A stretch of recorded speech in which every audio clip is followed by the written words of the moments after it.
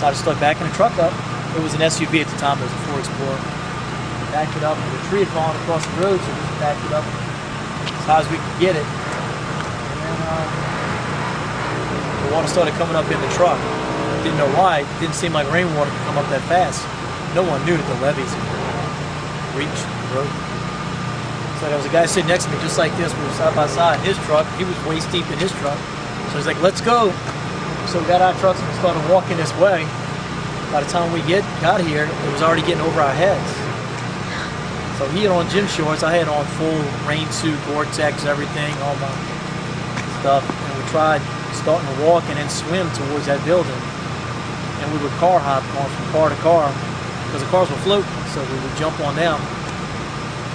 And we got to the corner of the building, and then we crawled along there, and then we got to the other corner of the building. That's where we couldn't car hop anymore.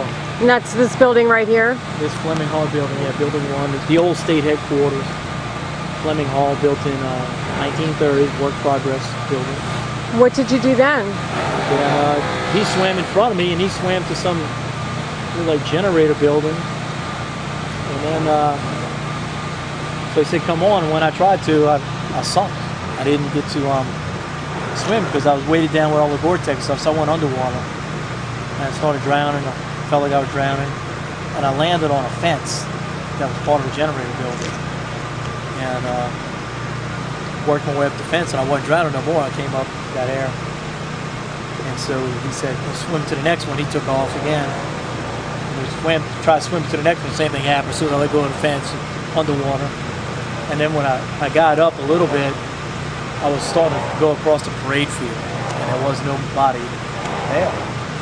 So I went underwater again. I thought I was dead at that point because I was starting to suck in the water now in my lungs.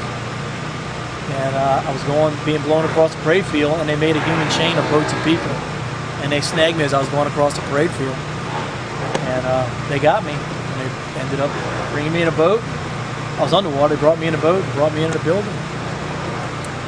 A few hours later, we went in the Superdome. That was it. Changed clothes and went to the Superdome. You didn't tell me you almost drowned during that first story. I went under twice. Why didn't you just take your rain gear off? I wasn't really thinking. I didn't think I couldn't swim with rain gear on. I'm pretty stupid now thinking about it. But yeah, we had combat boots and everything, all the full Gore-Tex outfit on. And it wasn't a long way to swim. It seemed like it would be easy to do. But at that point, the levee had broke, so all the water was rushing this way. And the wind was blowing. And you just couldn't stay on top of the water. Oh, I saw Will swimming in front of me. I said, if he can make it, I can make it. But he was in gym shorts and no shoes or nothing. I guess it was a lot easier for him to swim than it was me. So yeah, I made the same mistake twice. And yeah, thanks, those guys saved me. How did they see you? I don't know. I have no idea. I haven't talked to them about it. Will tells me, yeah, we saved your life. You know, we snagged you when you went across.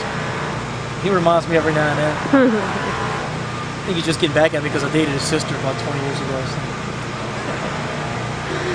Wow. But yeah, it took a little bit to recover from that.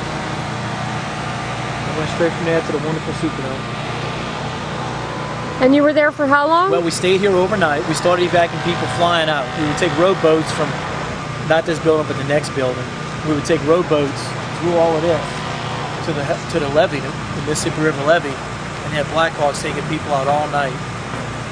And they did. They went out all night, and I finally got out, I guess, around 9, 10, something o'clock the next morning.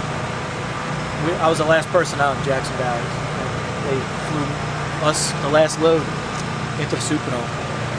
So I guess 24 hours after landfall, we were in the dome. They already had troops in the dome that had been there before the hurricane because it was a shelter of last resort. They thought there might be a few hundred people showing up, critical needs type people. And ended up being right at 35,000 people, is the estimate. That's super. That was it. Stayed there for a few days, and then after we closed the Superdome, we choppered out to Gillis Long Center and took a shower.